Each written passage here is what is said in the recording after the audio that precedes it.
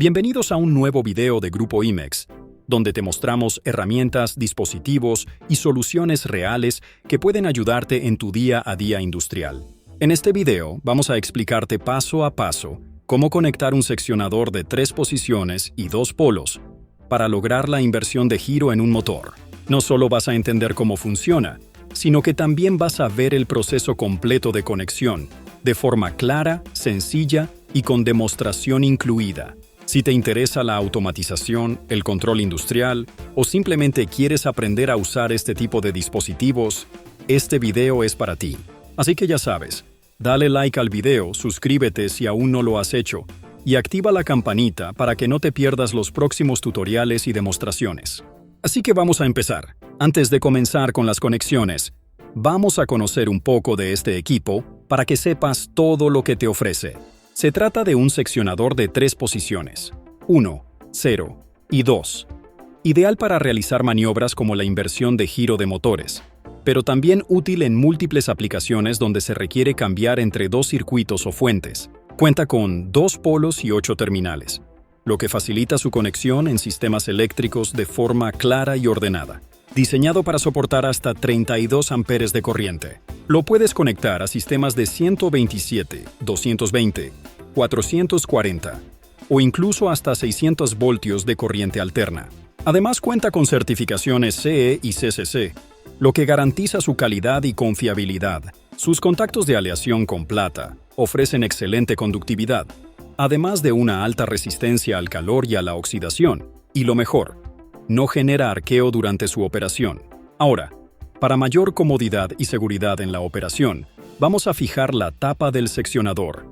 Esto evitará que esté girando libremente y no sepamos en qué posición nos encontramos. Lo primero que hay que hacer es retirar la perilla, utilizando un desarmador de cruz. Colócalo justo en el tornillo central. Gira cuidadosamente hasta liberarla y así poder retirar la perilla y la tapa.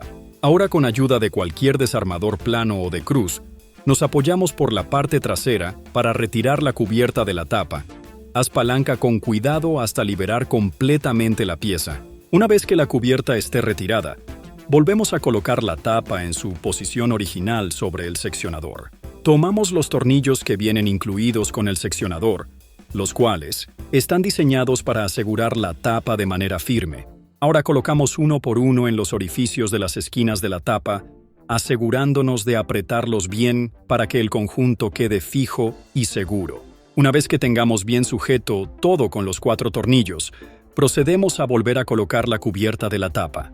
Después, colocamos nuevamente la perilla en su lugar, asegurándonos de que quede bien firme. De esta manera, la tapa ya no se mueve y podemos ver con total precisión la posición del seccionador. Ahora que ya tenemos la tapa fija, vamos a observar la parte de los contactos. Podemos ver que en esta parte cada terminal indica el número de contacto que le corresponde. Del lado izquierdo tenemos el número 1, del lado derecho el número 3, más abajo el número 5 y del otro lado el número 7. Recuerda que los contactos constan de una entrada y una salida. Por ejemplo, aquí tenemos la terminal número 1 y su salida sería la número 2, que se encuentra justo a un lado. Esto significa que estas 2 terminales trabajan juntas como un contacto. Lo mismo sucede en la parte inferior. El 5 y el 6 forman otro contacto, y del otro lado, el 3 y el 4 trabajan juntos, al igual que el 7 y el 8. Para comprobar la correspondencia entre las terminales, podemos hacer uso de un multímetro en modo continuidad. Observa que el seccionador está en la posición 0, por lo que ningún contacto debe marcarnos continuidad, ya que todos se encuentran abiertos. Observa que ninguno de los 4 contactos ha marcado continuidad, lo cual confirma que todos los contactos están abiertos mientras el seccionador se encuentra en la posición 0. Ahora vamos a colocar el seccionador en la posición 1 y observar cuáles contactos se cierran y cuáles se mantienen abiertos. Primero medimos los de arriba. Vemos que no marcan continuidad, lo que nos indica que en esta posición no están activos. Ahora medimos los de abajo. Aquí sí marca continuidad, tanto en este contacto como en este otro. Así confirmamos que en la posición 1 los contactos inferiores son los que cierran. Entonces, en la posición 1 corresponde toda la sección de abajo, es decir, Estas 4 terminales son las que están activas. Así que si ahora movemos el seccionador a la posición 2, debería de corresponder a la otra mitad, es decir, las 4 terminales de arriba. Entonces, volvemos a checar la continuidad con el multímetro, y observa que ahora sí marca continuidad, ya que estamos en la posición 2. Si vuelvo a mover el seccionador a la posición 1, los contactos no marcan continuidad, como puedes ver. Regresamos a la posición 2. Y nuevamente nos marca continuidad entre los contactos. Ahora sí, ya podemos avanzar con lo que son las conexiones del equipo.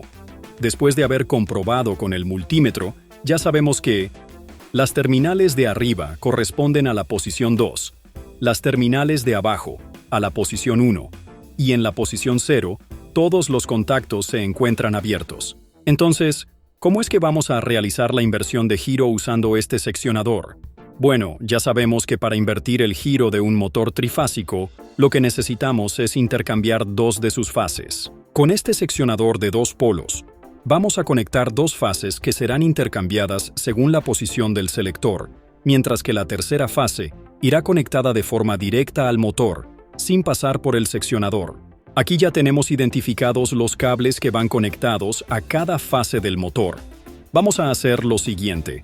Una de las fases se va a conectar de manera directa al motor, sin pasar por el seccionador, mientras que las otras 2 fases sí deberán pasar por el seccionador de 2 polos, para que podamos invertir su orden y así lograr el cambio de giro. Bien, pues en esta parte tenemos la terminal 1 y su salida, que es la terminal 2. Aquí es donde vamos a comenzar a conectar nuestras fases. Entonces, de este lado, vamos a conectar las fases, específicamente la fase 2 y la fase 3. Estas irán conectadas en la sección de arriba del seccionador. Entonces, para invertir el sentido de giro de un motor, lo que necesitamos hacer es intercambiar estas 2 fases. Para lograrlo, vamos a realizar un puente cruzado entre ambas fases. De esta manera, las líneas directas quedarán conectadas cuando el seccionador esté en la posición 2, mientras que las fases invertidas se activarán al colocarlo en la posición 1. Vamos a continuar con la preparación de nuestros cables.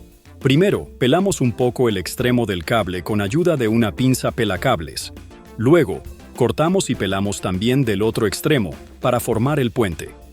Si notamos que el cable es muy largo, podemos cortar el exceso para que quede a la medida. Y para asegurar una conexión firme y segura, vamos a utilizar ferrules adecuados al calibre de nuestro cable.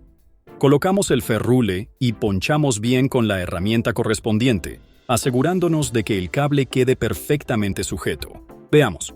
Como aquí va a estar conectada la fase 2 y aquí la fase 3, queremos que cuando pasemos a la posición 1 estén invertidas, es decir, ahora aquí va fase 3 y después va la fase 2. Ahora, lo que debemos hacer es conectar los puentes de forma cruzada.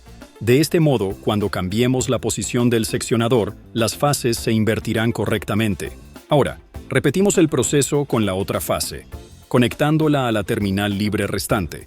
Verifica que ambas conexiones queden bien atornilladas para evitar falsos contactos. Entonces, dado que este contacto es uno y el siguiente es otro contacto diferente, a las salidas de estos contactos, donde llegan la fase 2 y la fase 3, debemos conectar las líneas correspondientes del motor. Antes de proceder con las conexiones, es necesario realizar los puentes en las salidas de los otros contactos restantes.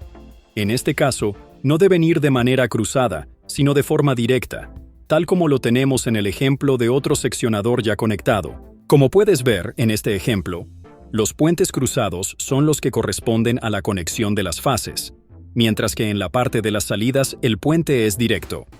Esto se debe a que ya hemos invertido las fases, por lo que si hiciéramos lo mismo con las salidas, no habría ningún cambio en el giro del motor. Ya tenemos los puentes listos.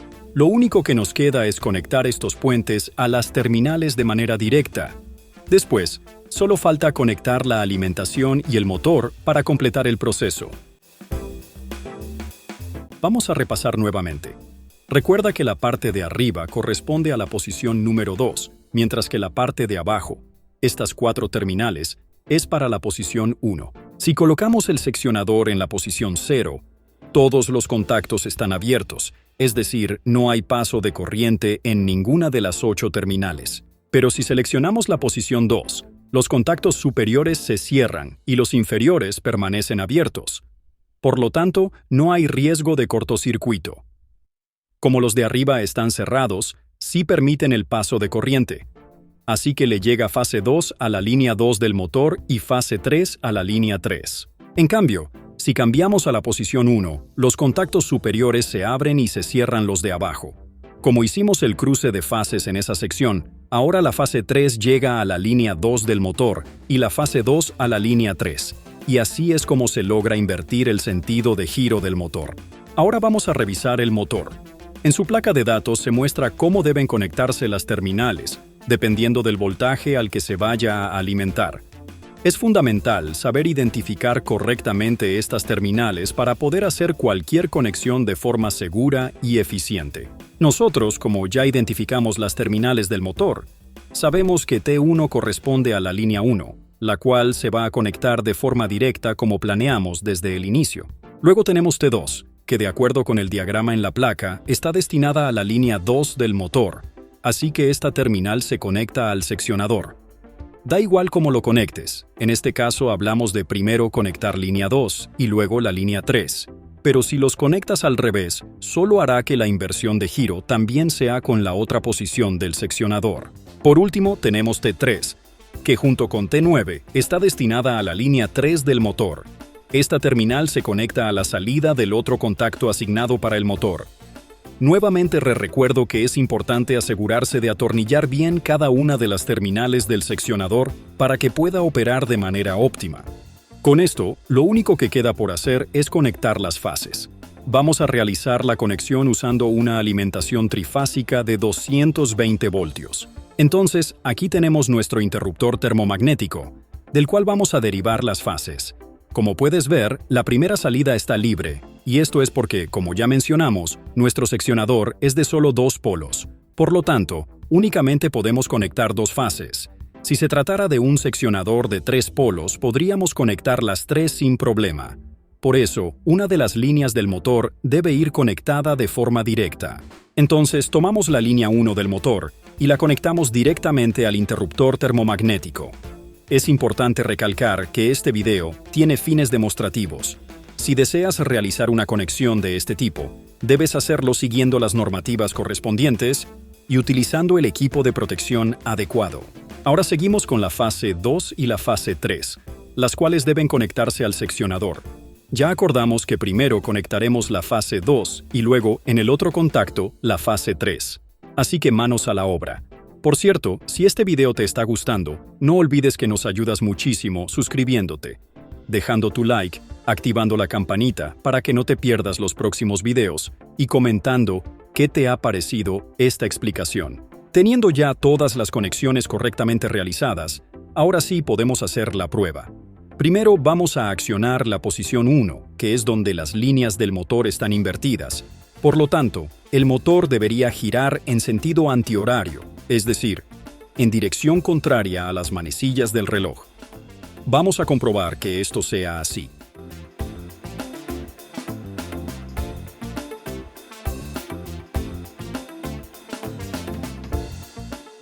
Ahora podemos observar que nuestro motor está girando en sentido antihorario. Vamos a comprobarlo nuevamente. Energizamos y desenergizamos el motor para verificar su dirección de giro, y efectivamente, sigue girando en sentido contrario a las manecillas del reloj. Con esto confirmamos que la inversión de giro del motor mediante el seccionador se realizó correctamente. Ahora vamos a comprobar que el motor también puede girar en sentido horario.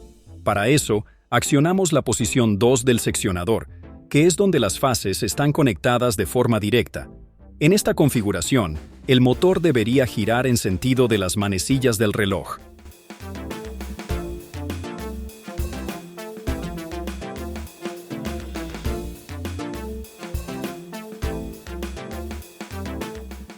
Al desenergizar el motor, podemos observar que el giro efectivamente se realiza en sentido horario. Hacemos una prueba más para verificar nuevamente el sentido de giro del motor. Y así es como logramos invertir el sentido de giro de un motor utilizando un seccionador de 3 posiciones y 2 polos. Y bueno, Eso fue todo por este video. Si te gustó, no olvides suscribirte al canal, dejar tu like, activar la campanita para que no te pierdas nuestros próximos contenidos y, por supuesto, déjanos un comentario aquí abajo. ¿Ya habías utilizado un seccionador para invertir el giro de un motor? ¿Cómo fue tu experiencia? Si te interesa adquirir este seccionador, lo puedes encontrar disponible con Grupo IMEX a través de Mercado Libre. Realizamos envíos a toda la República Mexicana, facturamos y el precio ya incluye IVA. Toda la información y enlaces directos están en la descripción del video. Grupo IMEX, tu socio en inversión de giro industrial.